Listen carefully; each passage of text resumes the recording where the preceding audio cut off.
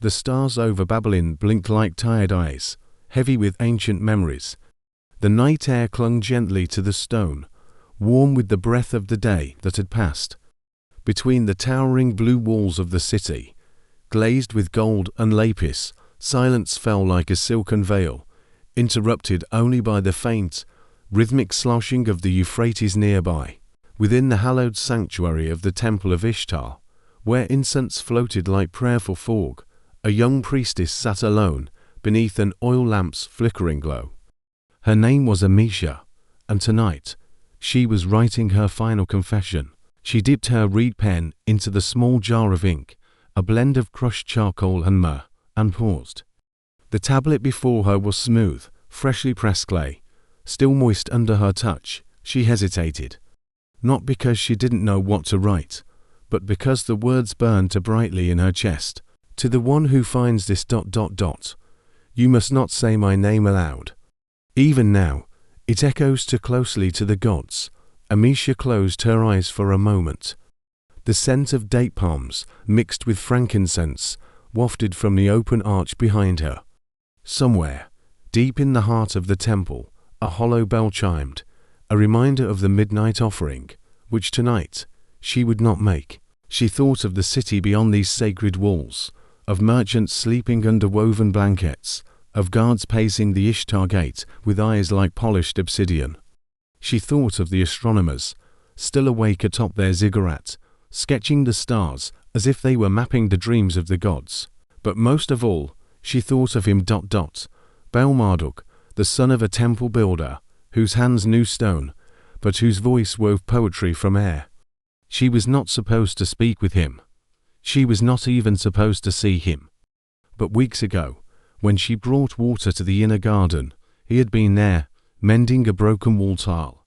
Their eyes met through leaves of sacred fig, and for a moment, all the rules carved in clay and baked by priests seemed to melt under the desert sun. He said nothing, and yet, in that silence, I heard my name for the first time, as if the city itself whispered it back to me ... She began writing faster now, the letters dancing across the clay in curved, ancient shapes. Outside, the night deepened, 1,000 years of history, sleeping under her feet, yet she alone remained awake ... She confessed to sneaking into the archives to read forbidden scrolls. She confessed to touching the statue of Ishtar without ritual gloves. And then, in a single breathless line, she confessed to love. He gave me a prayer bead, not from this temple, not from this land. He said it belonged to his mother, who crossed the desert alone. He told me, when Babylon falls, this stone will still sing. That line shook her. Babylon, fall. How could it, with walls that touched the sky and laws that bound heaven to earth? How could this golden empire crumble? And yet, something in her bones stirred. Something old, something silent. Suddenly, the temple walls gave a gentle groan, the way wood does before a storm. The oil lamp flickered once, twice, then steadied. A wind brushed past the arch, making the prayer curtains dance like ghosts. She froze, and then she heard it, a whisper, not a word, not even a language, just a sound. A voice like sand sliding through an hourglass. A voice like someone remembering your name after 1,000 years. She stood, dropping her stylus, her heart thudding like war drums behind her ribs. She walked, slowly, to the outer balcony, where the temple overlooked the city, and there, beyond the great ziggurat, was fire, tiny at first, then growing, not the fire of lamps, not the glow of offerings, but the fire of torches, of armies. Amisha pressed her hand to her mouth. The walls of Babylon were not burning, yet. But something outside them was, and it was coming closer. She ran back inside, picked up the tablet, still wet, and placed it carefully inside a hollow of the altar. Not where others would see it, but where the stones might keep it safe. She did not take her ceremonial robe. She did not take her beads. She did not even take his gift. She only took her sandals and her silence. Some say she escaped into the desert that night. Others say she was taken before dawn, but the priests never found the tablets. Not until the day Babylon fell, and the Ishtar temple crumbled. Inside its ruins, baked hard by sun and time, they found a piece of clay. On it, the writing was faint, but one line remained. The gods once whispered to us, tonight, they listen instead. The night wind swept low across the sand, whispering secrets older than kings. The gates of Babylon, once thought impenetrable, stood closed behind her, but the city was not quiet anymore. Behind the blue-glazed bricks, something stirred, like a storm rising not from the sky, but from memory. Amisha ran, but it wasn't fear that moved her feet. It was certainty. Certainty that what she had done could no longer be hidden. That the gods, once patient, were now watchful. That the silence of the city was breaking not from the roar of war, but from the soft unraveling of a single thread. She passed through the temple gardens, where sacred pomegranates glowed in the lamplight. The moon hung low, golden and swollen, as if weeping for something it could not stop. She didn't look back. Beyond the outer courtyards, a narrow corridor led to the lower servants' gate, a passage barely used, one she had only found by accident when chasing a lizard as a child. The stones here were uneven, moss-covered, and cold under her feet. As she pressed her hand to the wall to steady herself, the surface pulsed faintly, as if warm from breath. Babylon, some priests believed, was alive not just in stories, but truly alive. Its bricks carried the memories of those who had touched them. Its dust held echoes of footsteps never heard again. Amisha believed this, and now she feared it too. When she emerged into the back alleys of the artisan quarter, the air changed. Here, it smelled of ash and copper furnaces still cooling from the day's work. The sounds of the city returned, footsteps in haste, whispers behind shutters, dogs barking in patterns that felt like warnings. She ducked beneath a hanging rug and slipped into a darkened street. There, waiting beneath a lone fig tree, was Baal Marduk. He did not speak, neither did she.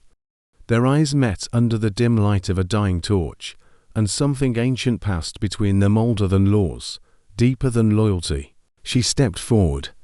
He held out his hand. Inside it was the bead. The one he'd once given her, and she'd left behind. "You forgot something," he whispered. "No," she said softly. "I knew you would bring it." And with that, they walked side by side into the dunes beyond the city walls. The desert greeted them with open arms. Sand crunched beneath their feet like broken promises. The stars overhead multiplied, scattering wildly like they, too, were fleeing from Babylon. No sound of pursuit followed them. No horn, no name called in anger. Just silence. Deep, patient, haunting silence. Amisha's breath slowed. The adrenaline of escape gave way to a softer fear. What now? Baal Marduk seemed to read her thoughts. "There's a caravan path, a half-night's walk. They leave offerings for the temple at the old well. If we reach it, we can follow them south. And then, wherever sand carries us." She closed her eyes. The scent of dry earth and sweat and incense still clung to her robes. But it was fading, just like the life she had known. They walked in silence, until Baal Marduk broke it with a story. "There is a tale," he said, "that the first concubine of Ishtar did not die. She turned into the first sandstorm. Angry that her name was erased from the temple scrolls, she rides the winds to find herself again." Amisha looked up at him. "Is that why the desert screams sometimes?" "Yes," he said, "but tonight it listens." Later, they stopped to drink from a goatskin pouch, sharing gulps of warm, sweet water under the shadow of a crumbling statue half buried. Its face lost to time. "Who do you think he was?" she asked, touching the broken chin of the idol. "Someone who thought the future would remember him," he replied. It didn't. The silence grew again wide, stretched like a sleeping god across the sand. The kind of silence that feels not empty, but full. Full of what was unsaid, unhealed, and unfinished. In the distance, behind them, The faintest orange light lifted over the city walls. Not moonlight, fire. Amisha turned. Baal Marduk did too. Neither said a word, but they knew. Babylon had begun to burn. They sat in silence beneath the ruined idol, their silhouettes soft under the stars, as if they, too, were being carved by time. Amisha stared at the burning glow on the horizon. From this distance, Babylon looked like a candle left unattended, its flame wavering, its wax melting into the sands of forever. I should feel grief, she whispered. Baal Marduk nodded. But all I feel is a stillness. Is that wrong?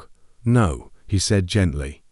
Sometimes when empires fall, it feels like finally we can exhale. The night grew colder. The desert, once warm from the sun, now hissed with chill winds.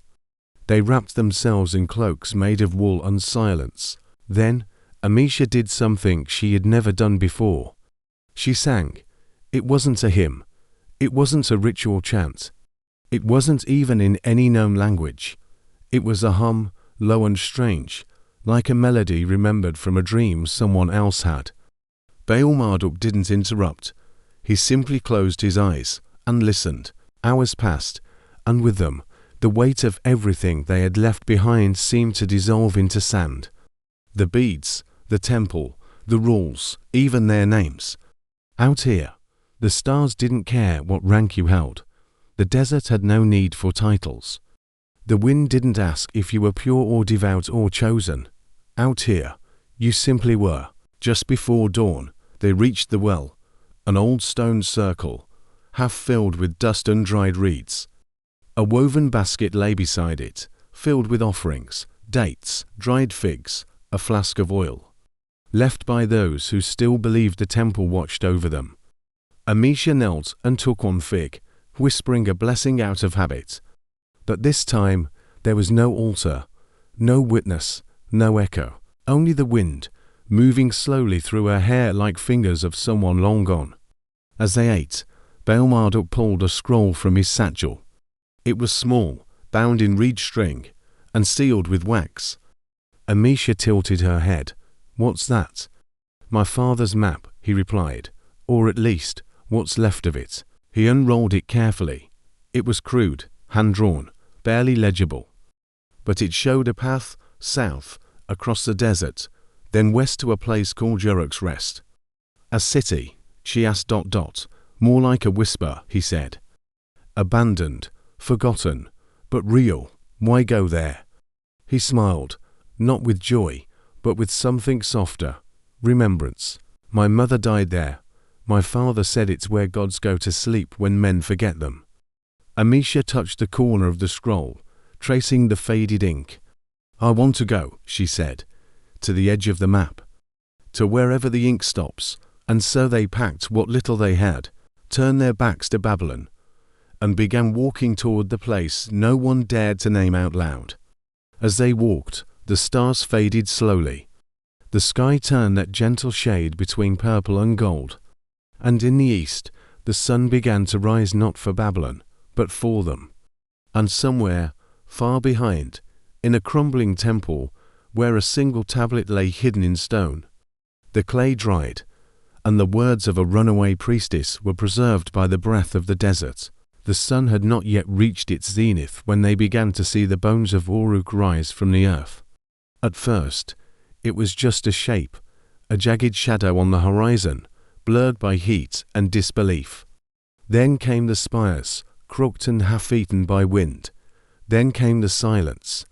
Not the kind they had known in the desert, but a deeper one, the kind that feels to still, as if time itself had decided not to enter Unearths Rest. A place lost in maps, in minds, and in mercy.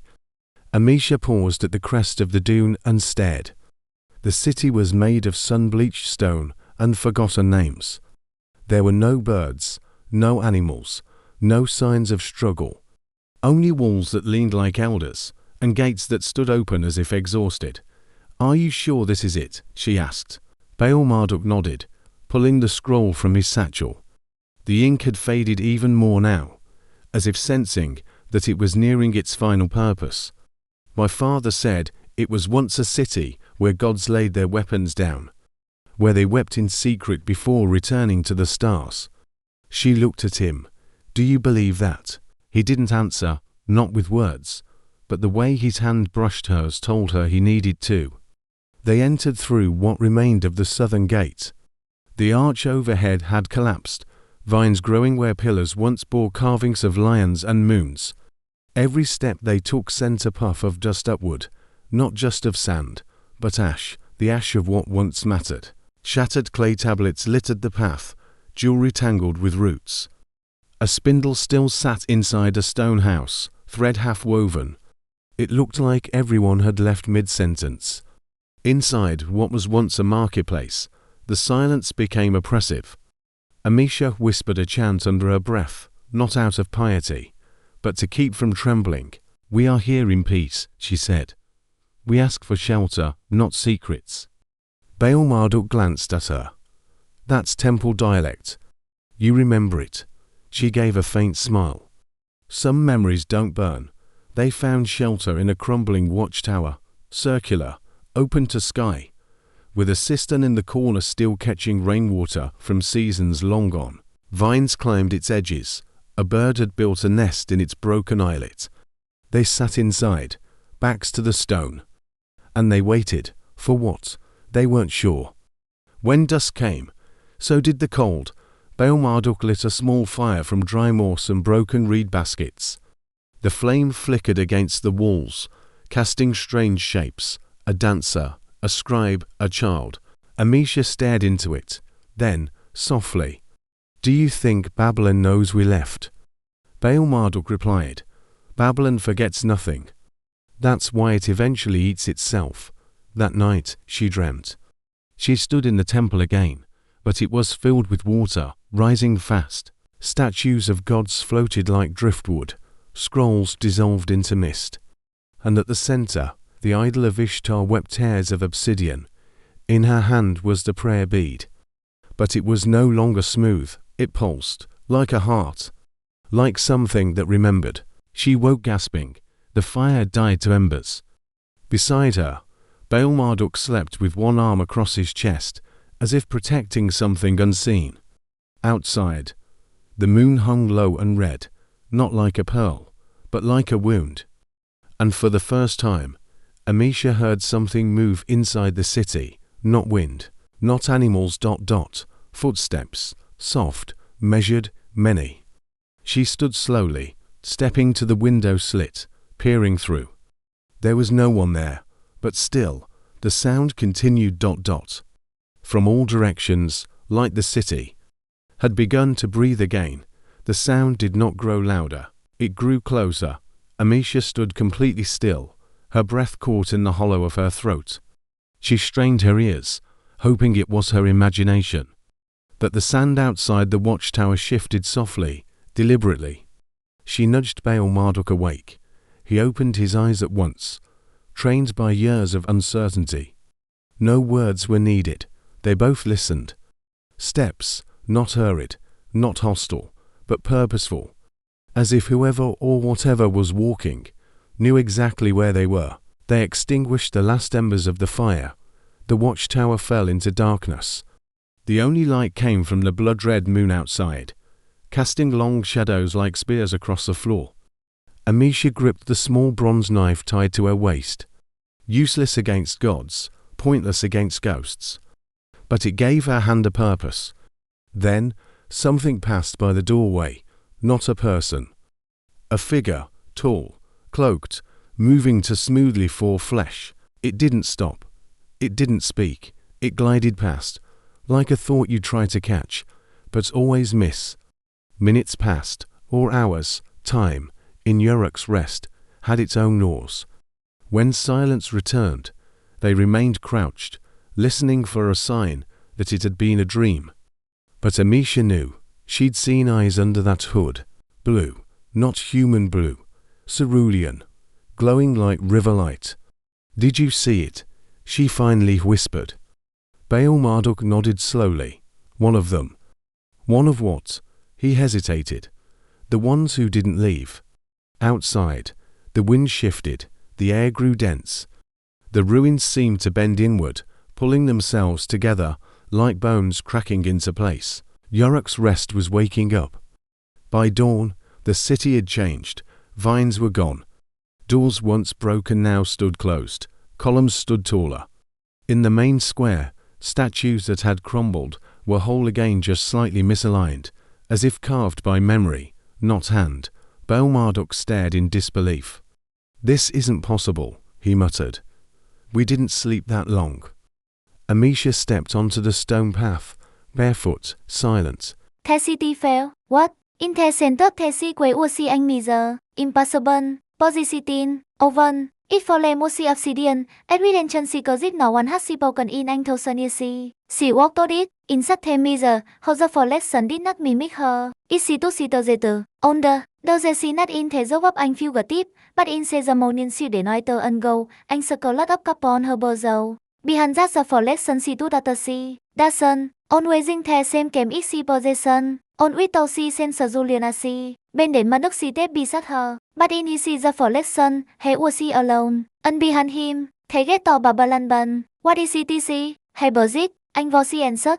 From nowhere, from everywhere. This is the policy way cho Sisitan. This is way memory gatasi. This is not anh ruồn. The statue began to whisper. The mouse did not move, but the possession but in the bone. Amisha does up to her she. She understood now. Usually she was not forgotten. It had been possessed, not for the living, not for the dead, but for those who would both. Her poison beat goes warm in her pocket. It broke one, then again, like a second heartbeat, and from the measure, how the reflection she mau. Not with malice, but with recognition. You who only see mental zitan, the reflection said, it was her see đến bắt nát. Behind it, anh đồ appeared in the stone wall. Anh đã dấu possibly bị tổ chỉ xí ra đi đờ nờ tì bần, bác sĩ mất lại memory. Amisha xí tút, bên đến Marduk gấu giáp hò hàn. Jonty, he said, một hấp to, si uy si bắt, một thing, một on jedidit, si tép thờ dù thêm Amisha, not into galaxy, but into her own passy. Amisha had exhibited the pasuk beyond the Amisha to bé đắc,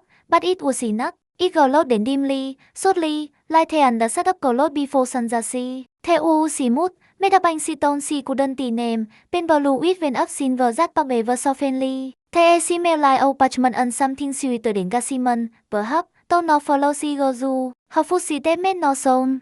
Tâm đi đâu nọ tìm move he in si a heartbeat. It does it like that si motor du sunlat đến position but under the si bun. She walks slowly. It few meters si pasi anh nick in the wall, an in FG nick Harvard anh single upgate, anh si co zone, anh zing, anh sandon, anh cờ giấc cờ lề cúp. Ordinary thing, forgotten thing, but it hum with energy, as if one, somewhere, they demand everything to someone. After what felt like 1,000 budget, they go the door open into an chamber. It was vasi then impossibly vasi. Taken up space that should not exist under the zone. Its ceiling was low in darkness, but its floor was glowing. In secret that we see present pattern that paralyzes in an pool. They were not salad, but seemed to budget. Sitting slowly as she it made up with unlocked and memory. Ante, floating in the, or the name. Thousand upon thousand up the blood Harvard in silo obat. Some made up cole, at the sea up obsidian go, a chance solution kazisitan. It bo anh name zitan in ancient uniform,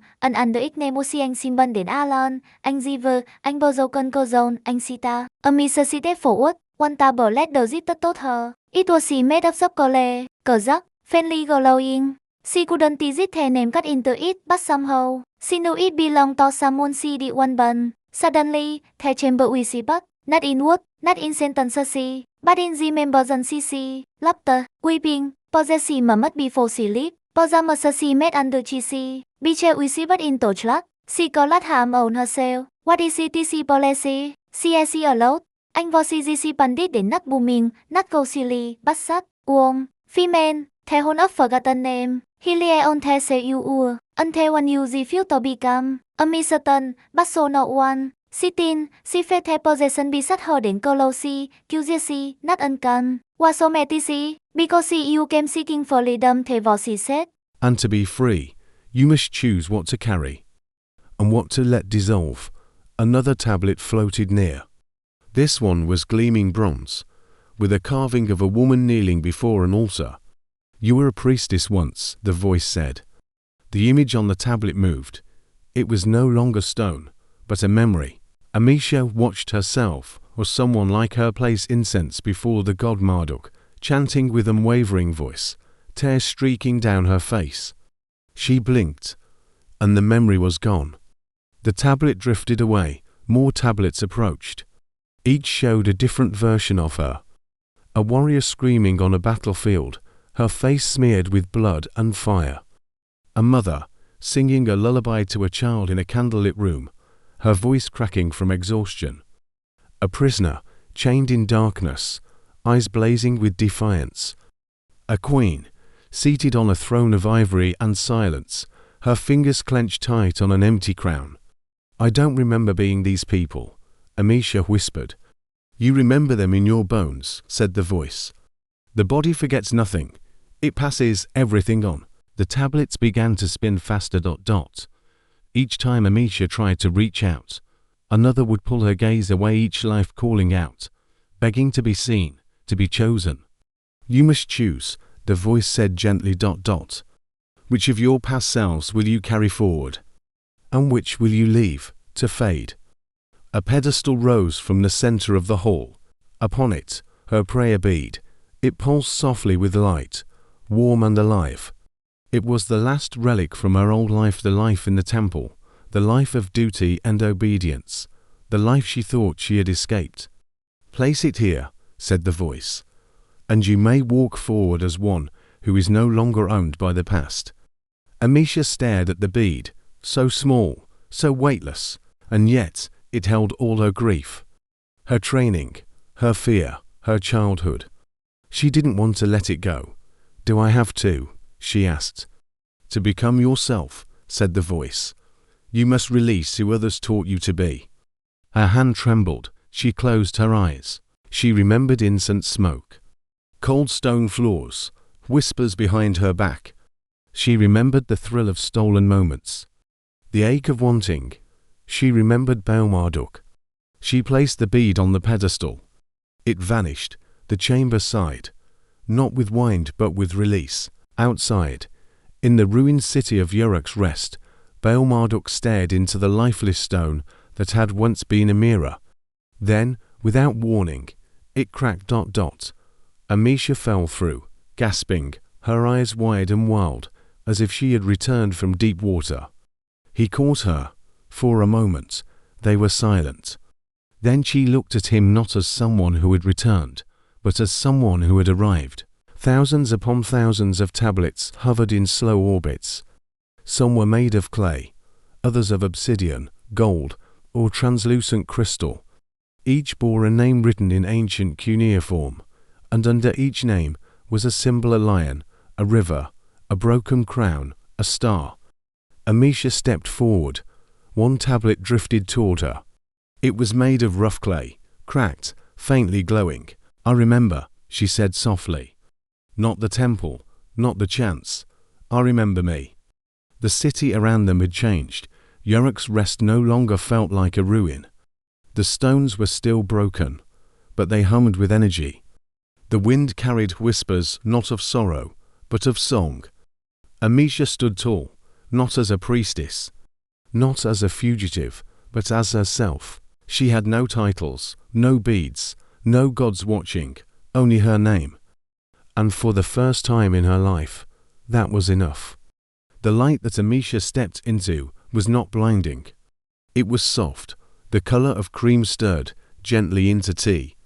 There was no sound, no wind, only the feeling of being carried, like a feather on a breathless current. And then the world opened. She stood at the edge of a garden, not the kind she had ever seen in Babylon, not a temple courtyard or king's orchard. This garden felt older, wiser, wilder, and yet it welcomed her.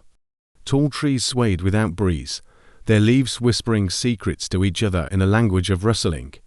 Flowers bloomed in impossible hues, indigo the color of nightfall dreams, crimson like forgotten lullabies, gold that seemed to hum. The air was warm but not hot, sweet but not cloying. It smelled of memory. She did not know this place, but it knew her. At her feet lay a stone path, winding like a question mark through the garden. She stepped forward. Each footfall echoed faintly, not outward, but inward, as if each step rippled through her very self. Birds called in the distance, not crows, not hawks, but something slower, sadder, softer. She followed the path. It led her to a fountain. Not a grand one, small, circular, made of carved basalt. Its basin was shallow, but its waters shimmered with silver threads. Not a reflection, but visions. She leaned closer. Within the water, she saw herself, but as a child, running barefoot through the temple's back garden, laughing, chasing fireflies. The image shifted. She was older, kneeling beside her mother's bed, holding her hand as she whispered one final blessing. Shift again, her first ritual, the incense, the chants. The pain of silence pressed upon her lips. All these were pieces of her, but not all of her. She whispered to the fountain, "Do you remember me?" And the water shimmered, rippling once. A soft voice behind her said, "We all do." She turned. A woman stood beneath a fig tree. She was neither old nor young. Her eyes held dawn and dusk in equal measure. Her robe was stitched from leaves and shadow. Amisha said nothing, but the woman smiled. "You've come far," she said, "not as praise, but as truth." Amisha asked, "Where am I?" The woman replied, "Where things grow, and where names are planted to bloom again." They sat together on a moss-covered bench beneath the fig tree. No words were needed for a while. The breeze spoke enough. After some time, Amisha asked, "Why was I shown the hall of forgotten names?" The woman looked to the sky, where clouds moved as slowly as time itself. "Because you are becoming," she said. "And to become, one must first pass through what was never allowed to be." Amisha closed her eyes. "I feel scattered, like I belong to too many selves, to many memories." The woman nodded. "Then we must gather them and plant them properly." She handed Amisha a seed. It was black as onyx, warm to the touch. "Place it where it feels right," the woman said.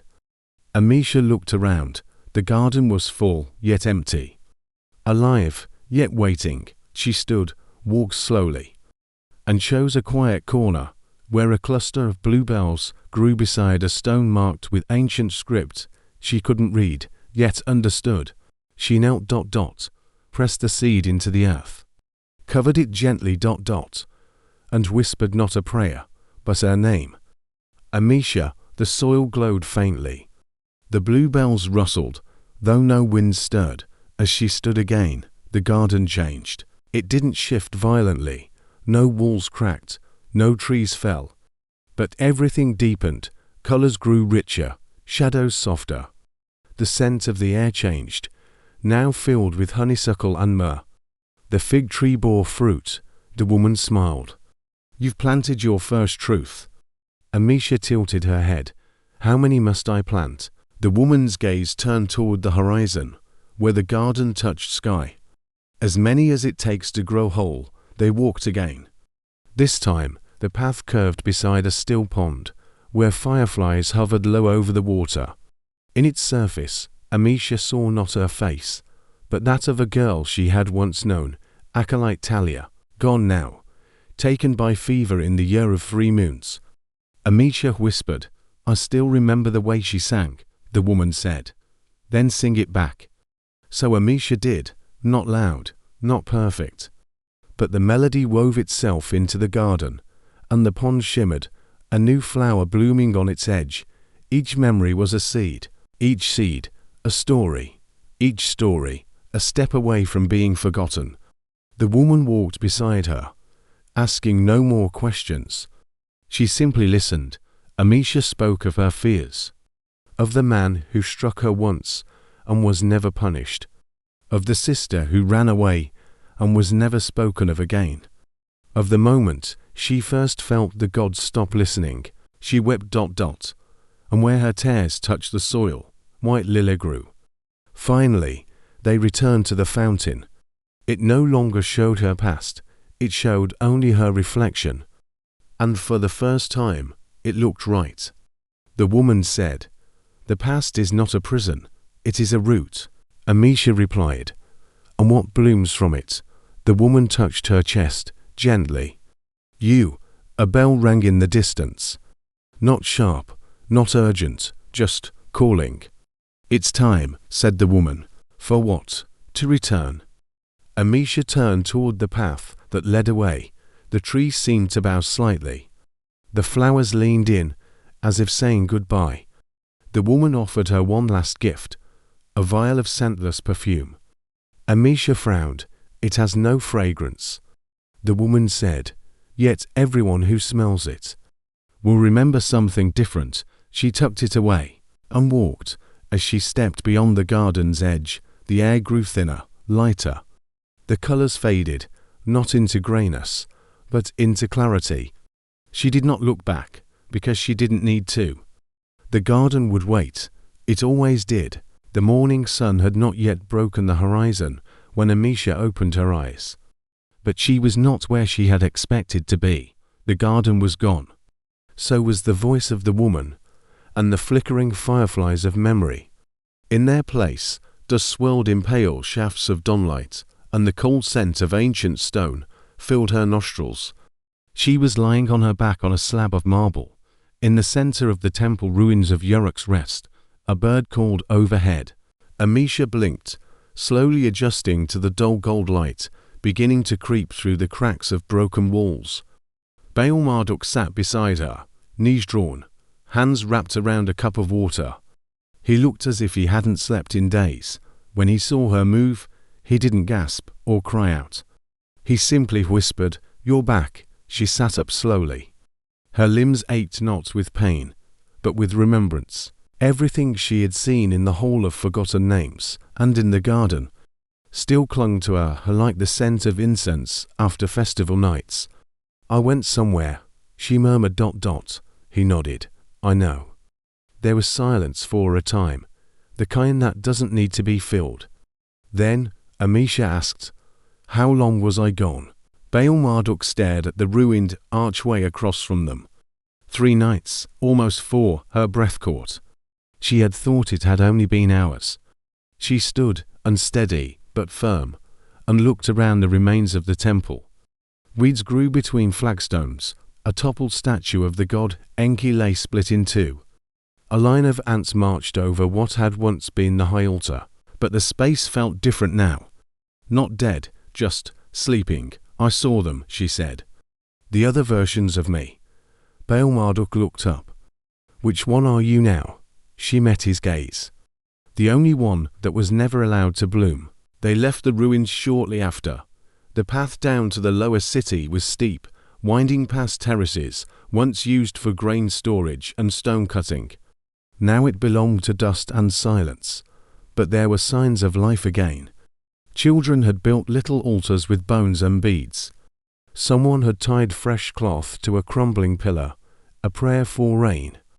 Baal Marduk said nothing, but walked beside her, close enough that their sleeves brushed now and then. Halfway down the path, they saw him, a man, or something like a man, standing at the edge of a crumbled fountain. Tall, veiled in layers of grey and blue, motionless. Amisha stopped.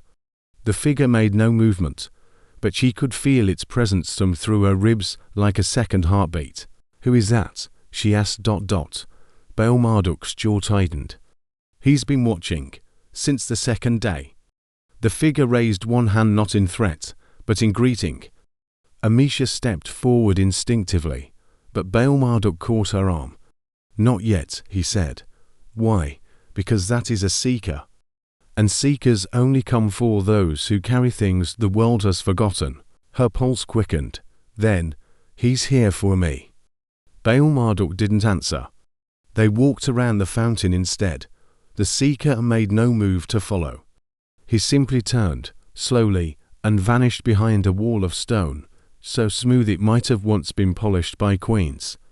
By mid-morning, they reached the house of Baal Marduk's uncle, a low mud brick dwelling with faded blue paint along the door frame. The air was heavy with the smell of flatbread and goat's milk. Inside, Amisha washed, changed, ate without speaking. Only after the sun was high did she speak again. I remember my mother's name. Baal Marduk looked up from the scroll he'd been pretending to read. You didn't before. They never told me. Said it was improper to speak it after death. And now she closed her eyes. Her name was Nahira, and in speaking it, she felt something in her chest click into place. A lock undone, a page turned. That night, Amisha stood on the roof, watching stars emerge from the purple dusk like old friends. Baal Marduk joined her with 2 cups of tamarind tea. They drank in silence. What now? He asked. I don't know, she said. Go back to the garden. She shook her head. The garden waits, always, but I think I meant to stay here, for now. He nodded, but his eyes searched hers. You've changed. So have you, she replied. You waited. I didn't know how to leave. They smiled. From far off, deep in the alleyways of Uruk's broken streets, came the soft sound of a flute, haunting, beautiful. Amisha tilted her head. There's music here again. Baal Marduk said, You brought it back. She said nothing, because deep down, a part of her believed it might be true. Not because she was a priestess, or a chosen one, but because she had remembered who she was.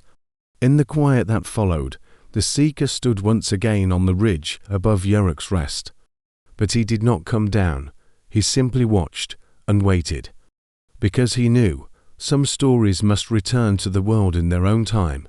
The dream began with a door, not just any door.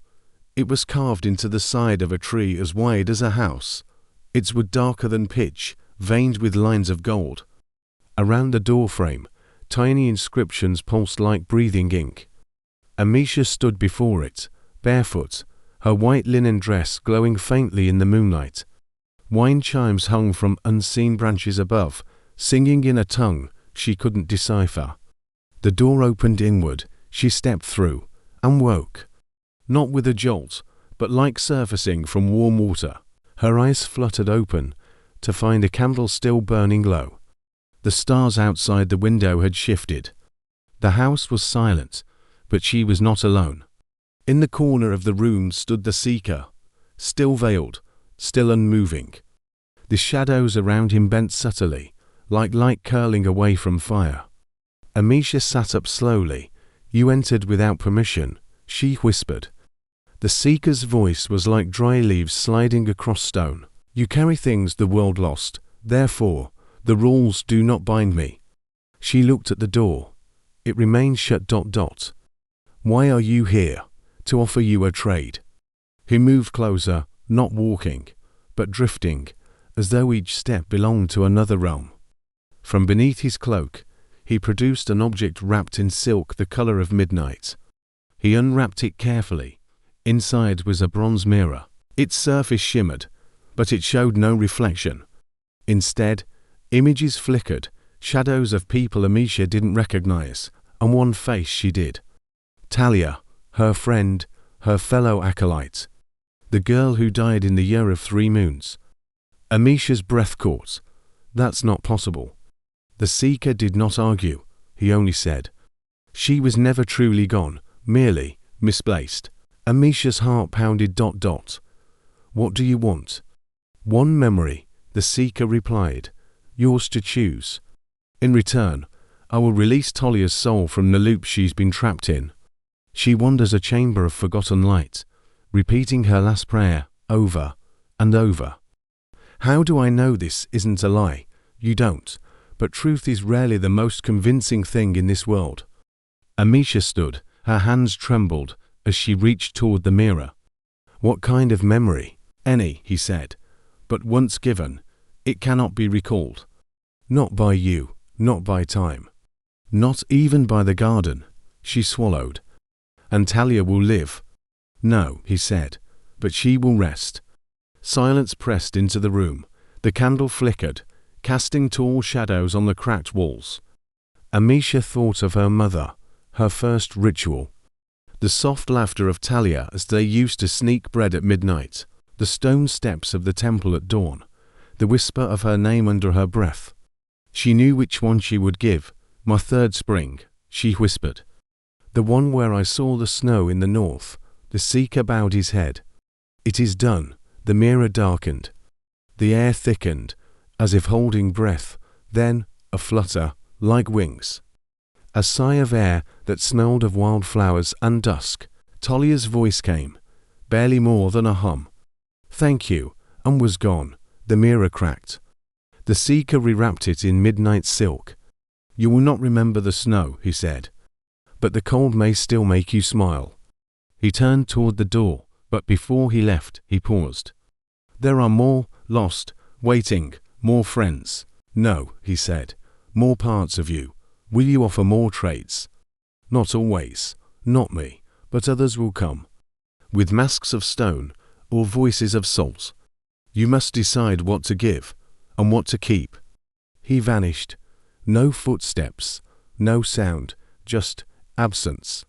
In the silence that followed, Amisha sat beside the candle.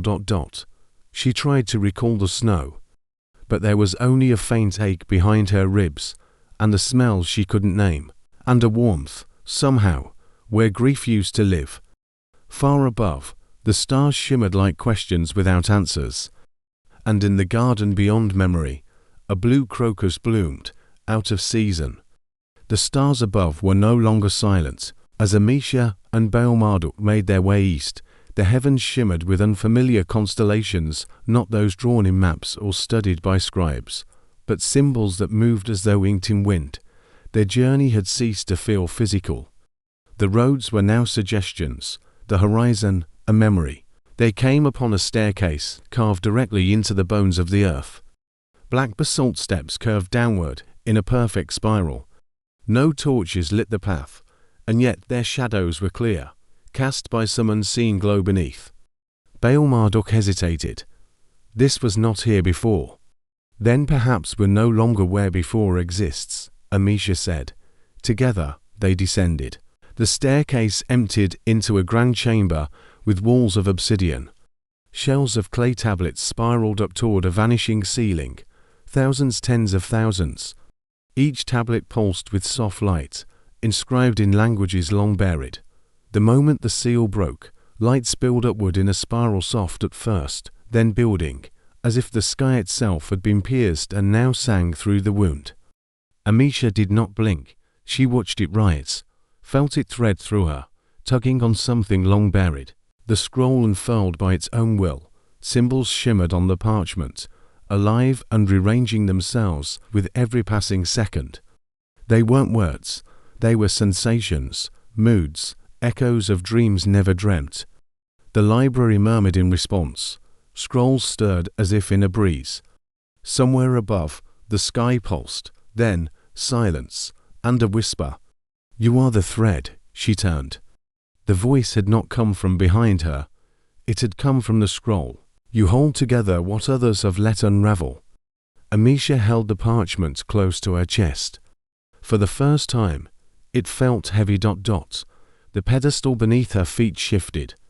With a low groan, it descended, spiraling downward like the great ziggurats of old. She was not moving through space, but through memory.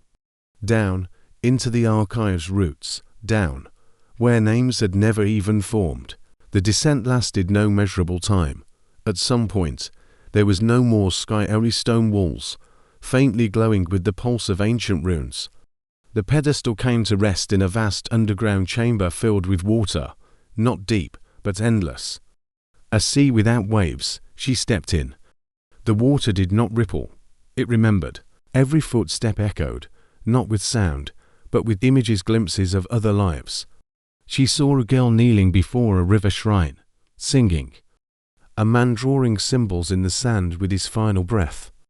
A child hiding beneath a canopy of reeds as soldiers passed. The scroll in her hand grew warmer. She reached the center of the chamber. A mirror rose from the water surface. Tall, circular, framed with bones of extinct beasts. It reflected not her, but her lineage, not of blood, of memory. 1,000 versions of herself stood behind the glass. Some wore crowns, others bore chains, some wept. Others laughed with madness, but all of them watched her now, Waiting, the scroll pulsed. She raised it. The mirror cracked. From it stepped a figure identical to her, but veiled in shadow. A shadow that did not feel evil, only honest. The figure spoke. To be the keeper is to remember what others fear, to carry what cannot be spoken, to sing what has no melody. Amisha nodded ... and embraced her. They became one. The scroll vanished. But the songs remained, and she knew their names. At the chamber's center floated a massive orb, translucent, breathing. It pulsed in tandem with Amisha's heartbeat ... A whisper rose, then another, then thousands. Each tablet began to murmur. Not chaotic, but choral, a great archive exhaling memory. Where are we? Baal Marduk asked. Where forgotten truths come to rest, Amisha replied, though she did not know how she knew. A figure waited beside the orb, old, ageless, draped in robes of dust and starlight. You bring the key, it said. Amisha blinked. I have no key. The figure smiled gently. You carry it in your breath, in the name you have not yet spoken. She stepped forward. The orb glowed brighter. Inside, images formed, not memories, but moments that had never been hers. The fall of a tower in Nineveh, the burning of a scroll in Alexandria, the drowning of a song in the deep jungles of Tikal, civilizations collapsing, not with war, but with forgetting. The figure spoke again. Each word lost is a star extinguished. But some stars remember, some names resist silence. Amisha reached out. The orb responded. It cracked like ice. From it emerged a single glyph, shimmering, indecipherable. Speak it, the figure said. She tried. The sound that left her lips was not of this world. It was music and thunder, blood and fire. It was the voice of the first cradle and the last tomb. The glyph dissolved. The chamber shook, then silence. And from the silence, a doorway, arched, intricately carved. It stood where the orb had floated. The figure bowed. Beyond lies the library of unborn songs. Only the keeper may enter. Baal Marduk looked at her. His eyes were wide, not with fear, but reverence. Go, he whispered ... Amisha stepped through. Inside was not a room, but an endless sky. Scrolls drifted like leaves in a windless forest. Songs whispered across her skin. Some wept, some laughed, some were silent. Each one a life that had never been lived, a tale never told. She walked among them. They did not burn, they did not fade, they waited. And in the center, upon a pedestal of petrified ash, sat a single scroll sealed in blood-red wax. Her name was carved into it, not the name given by her mother, nor the one she had spoken as a priestess, but the name the stars had always known. She broke the seal, and the world inhaled. They walked beneath stars that no longer shimmered as distant ornaments, but as memories pulsing with light.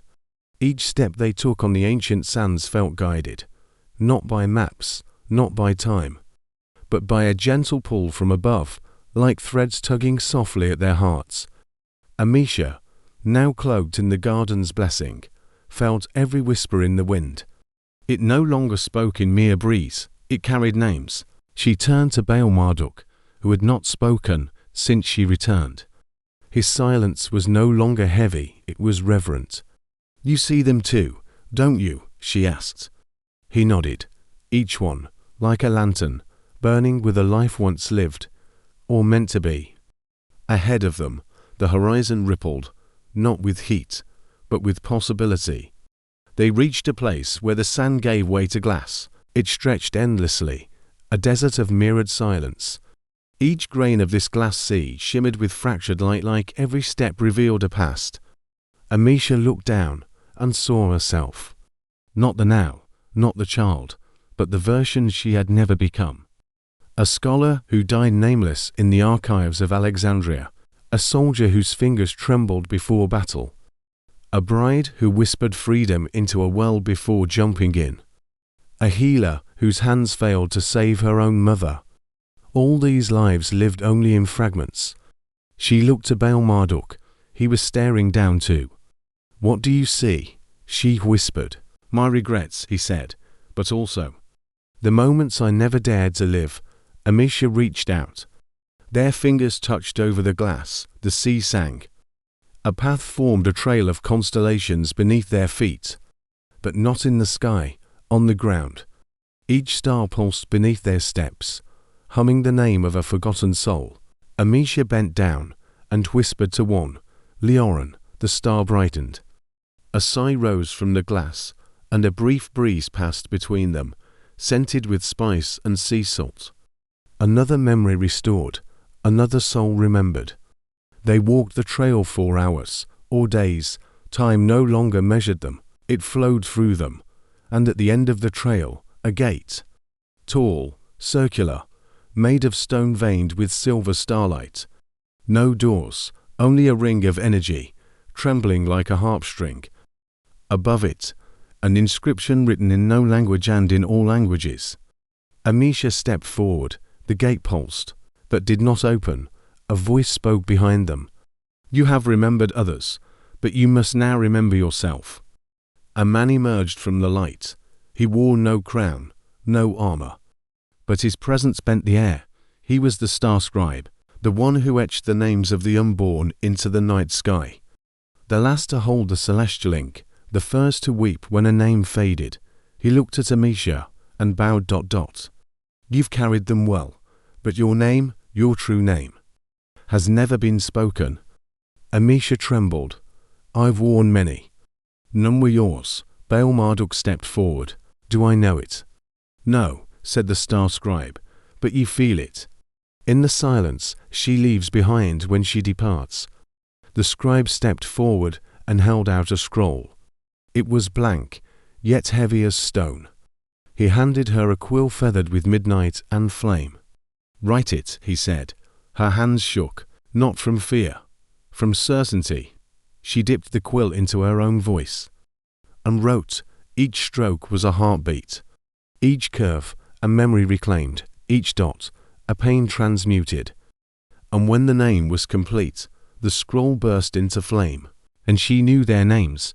At the chamber's center floated a massive, all translucent, breathing.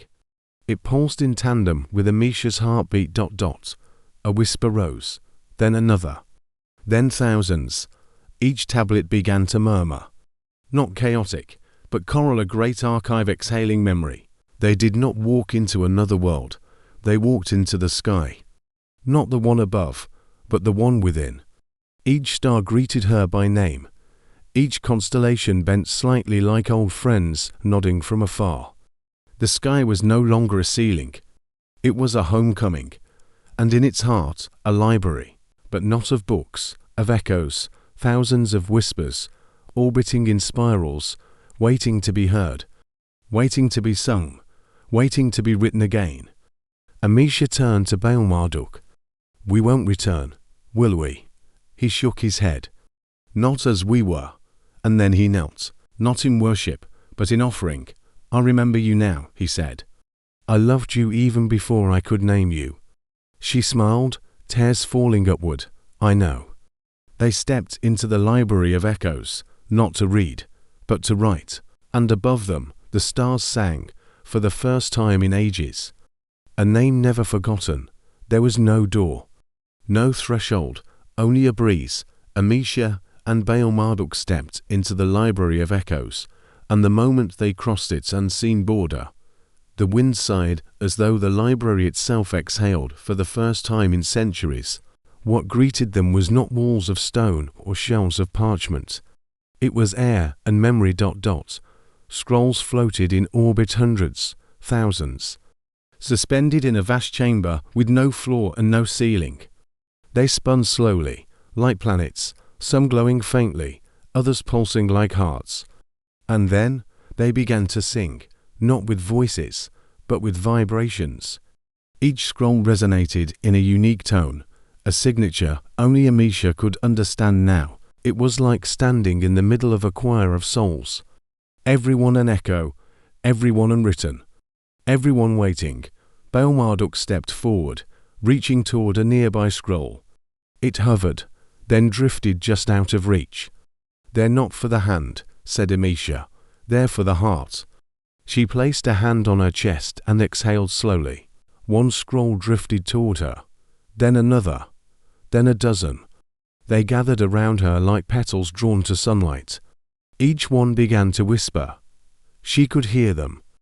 A daughter who never met her father, a kingdom that surrendered to save a single child, a teacher whose only student was silence, a boy who carved songs into stone so the wind could hum them back. She wept, not in sorrow, but in reverence. "These are the unwritten," she said, "the ones no one ever dared to remember." A voice echoed from above. "You are the ink now." It was the star scribe, but he no longer stood among them. He was the library. His form scattered in constellations overhead, drifting across memory's sky like migrating birds. You who stepped beyond the loom, who wore the garden, who walked the sea of glass. Now you shall breathe new names into the silence. Amisha looked down. A platform rose beneath her, woven from breath and light. At its center, a quill, but this one was not dipped in ink. It shimmered, made of echo and promise. She took it, closed her eyes, and wrote. She wrote not with words, but with intention. Not onto parchment, but into existence. Each scroll that circled her paused, listened, and began to bloom. One by one, they opened, revealing pages that had never existed until now. The stories wrote themselves because she remembered them. Baal Marduk watched in awe, and then he joined her. He knelt beside her, placed a hand on the platform, and sang. A low hum, a single note, but it was enough. The scrolls responded, changing rhythm, adjusting cadence. Together, they composed a new sky. Hours passed, or perhaps centuries. Time here did not tick. It danced. And when the final scroll had opened, a silence settled, not heavy, but full. Like the moment before dawn, Amisha rose. The cloak she once wore dissolved into stardust. The quill pulsed one final time, and then vanished into her chest. She was no longer the keeper. She was the library. The scrolls began to rise. Higher, higher, into the endless sky above. And then, one by one, they burst into stars. Each scroll became a point of light, each name a constellation, each forgotten story now written in the firmament. The sky shifted, a map redrawn by memory. And across the cosmos, new travelers would look up and see truths where once there was only darkness. Baal Marduk looked at her. What now? She smiled, quiet and serene. We rest. He nodded. And then she turned toward him. We wake again. In another story, in another life. Under another sky, they clasped hands. And as the library faded, its breath, now carried by wind and wonder, to stars blinked into life above the horizon. Side by side, shining not because they burned, but because they remembered.